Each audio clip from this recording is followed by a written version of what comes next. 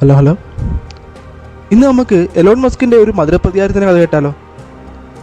ഏതാണ്ട് 14 വർഷങ്ങൾക്ക് മുമ്പ് എലോൺ മസ്കിന് വളരെയേറെ കടുത്ത സാമ്പത്തിക പ്രതിസന്ധികൾ നേരിട്ടുകൊണ്ടിരുന്ന സമയം.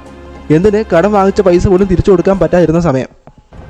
ഈ സമയം നോക്കി മസ്കിൻ്റെ ഭാര്യ അമേരിക്കയിലെ കുടുംബ കോടതിയിൽ മസ്കിൻ്റെ സ്വത്തിൻ്റെ പകുതി ആവശ്യപ്പെട്ടുകൊണ്ട് ഒരു ഡിവോഴ്സ് പെറ്റീഷൻ ഫയൽ ചെയ്യുകയാണ്. ഈ പെറ്റീഷന് മേലെ മസ്കിന് കടുത്ത തോൽവി നേരിടേണ്ടി വരികയും തൻ്റെ സ്വത്തിൻ്റെ പാതി ഭാര്യയ്ക്ക് നൽകേണ്ടി വരികയും ചെയ്യുകയാണ്.